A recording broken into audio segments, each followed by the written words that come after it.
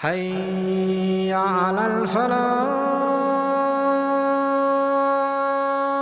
Where does confidence come from? Confidence doesn't just come from, well, you have to be brave and you have to not be nervous and intimidated by other people. No, no, no. Confidence comes when you have a purpose and you're accomplishing that purpose. You're so focused on your goal that other people become invisible. You ever see a child that's building Legos? Like the universe stops existing because they've got a goal. They're just building it, building it, building it. Empires around them can rise and fall. They're still building it because they're not looking at what anybody else is doing. When you are clear about your goals, then other people and how well they're moving forward or they're not moving forward or whatever else they're doing, all of that becomes irrelevant. All of that just disappears from your mind. And when that happens, what is confidence? Confidence means you're sure of what you're doing. You find meaning in what you're doing. You don't need to prove yourself to anybody. You have nothing to prove because you already have a goal. You're working towards that. And when somebody else comes and says, by the way, I know some people that have the same goal, they're way better than you. Good for them. Thanks, bye. And you keep working on what you're doing.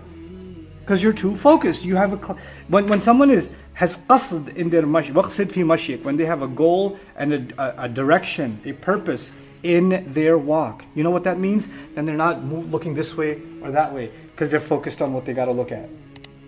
That means you just stop being distracted by what others are doing. And you don't need to tell, hey, by the way, guess what I'm doing?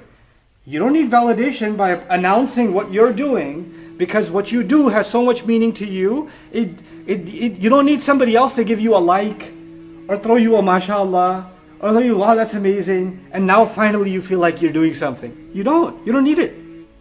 That's confidence. That's not being shallow.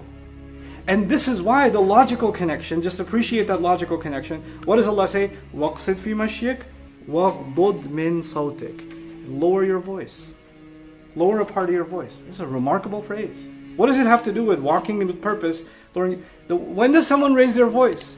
Someone raises their voice because they want attention. Someone raises their voice because they want other people to listen to them and stop what they're doing. But when you're clear about what you're doing, you don't need to overpower anybody else's voice.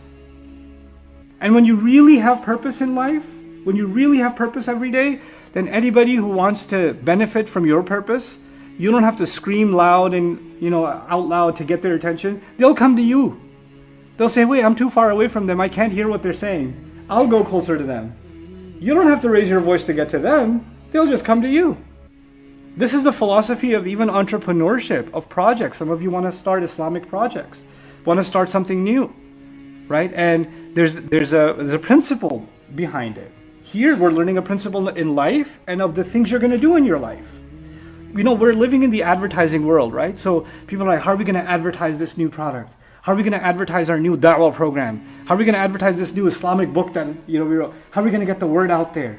We have to scream loud and clear from every corner before we can, And you know what? The new world of advertising is about endorsements, right? Get an athlete to endorse this shoe, right? Or get some celebrity to say, this is the book you want to read, right? So this is all about other people who have accomplished something are now validating what you're hoping people will like because they like them. In other words, the service, the product, the venture, whatever it is, it cannot stand on its own feet. It needs the attention of someone else making it valid. On its own, it's not strong enough. Not enough people are benefiting from it. You know why? Because your concern is still people and how loud you are, and that you're still looking around. You're still not focused on your goal. When you're focused on your goal, whether one person benefits from it or 1 million people benefit from it, it doesn't faze you because that wasn't your purpose. Your purpose was to accomplish something meaningful. And that is where sincerity also comes from. That's where not being a fake person comes from. Because the people that are fake that we talked about last time are so concerned about what? Everyone else.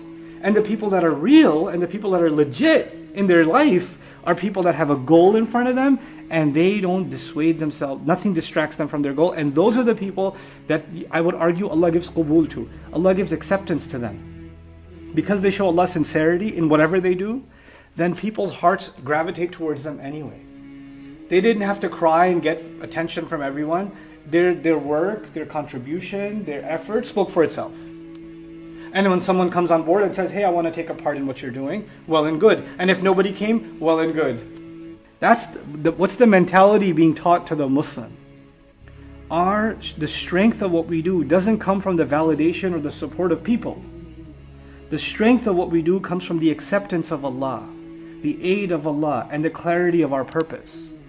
And Allah's help comes to the mukhlasin and the mukhlisin, the people who are sincere, who are pure in their purpose, who are clear in their purpose. There's a really heavy lesson. وَقْصِدْ فِي مَشِيكَ وَغْضُضْ مِنْ صَوْتِكَ. Lower your voice. You don't have to broadcast what you're doing. People that build, they build. You know, it's interesting, right? You guys see this in life. When you were in high school, some of you are going to be in high school, and some of you are in high school. But when you are in high school, and you have kids that are very loud and obnoxious and outgoing and partying, and they're like almost intimidating to be around. You're like, I'm hoping they don't pick on me. And they're like the stars of the school. Like they're the ones who stick out, right? And then there's the quiet, nerdy ones that are like just studying. And they're not really, they're almost invisible. Fast forward 10 years, right? Who's serving fries at a restaurant? And who owns 10 restaurants, right? You see what happens? The people that were clear, even the students that were clear about their studies, they were clear about a goal, they end up getting somewhere. And they didn't have to raise their voice. They didn't have to raise their voice to get there. They got there. And then there are people who are very loud and seemed like they were the people to emulate, the people to be like. What did they accomplish in life? Where did they get with their life? You see, when it comes to our prayer, there's a minimum that if you do it, your prayer is good enough. It may not be the best, but it's good. You met the minimum requirements, right? When it comes to fasting, there's a minimum requirement. If you met that requirement, your fasting is still good, right? Okay, so let's just say somebody fasted, while they were fasting, they read Quran the whole day. Or they worshipped Allah the whole day. It's a pretty amazing fast. Fast plus all that worship. And somebody else fasted, and the moment the fast started, they passed out. Then they woke up, prayed, passed out again, woke up, prayed, passed out again. And then Maghrib came and they had iftar. They had a coma fast, right? But did they meet the minimum requirements? Yeah, it's not ihsan, it's not the best, but they still fasted. They met the minimum requirement. Somebody who made wudu, who faced the proper direction, who wore pure clothes and prayed their salah, they met the minimum requirements. Even if they were distracted in their prayer, even if it wasn't that great of a prayer, even if they maybe sometimes rushed a little bit, or chose to recite the shortest surahs they know just to get it over with, even if they did that, they at least still met, and I'm not recommending any of it, but technically did they meet the minimum requirements? Yeah, you can't say they did something haram. Right?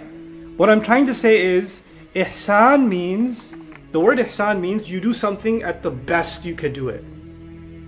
But if you don't do your best, that doesn't mean you failed. That doesn't mean you're in trouble. Like it's like saying, if I don't get 100, I failed. No, I could get an 85, I could still pass. A 70 still, 65 is passing in most schools now, right? So okay, at least it's a D, but it's not an F. It's not an F, so I still move on to the next class. It's not the best score, but in the list of things that are haram, this is what I want you to visualize. When Allah makes a list of things that are haram, Allah is saying anybody who crosses this line has failed. Anybody who crosses this line is in trouble.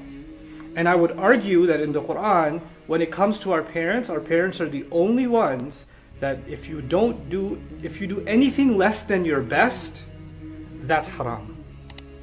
Because of this ayah. Because this ayah is about things that are what? Haram. It's a scary thing. That Allah didn't even expect ihsan in every prayer. He didn't expect ihsan in every dealing. He didn't say it's haram for you to be short of ihsan.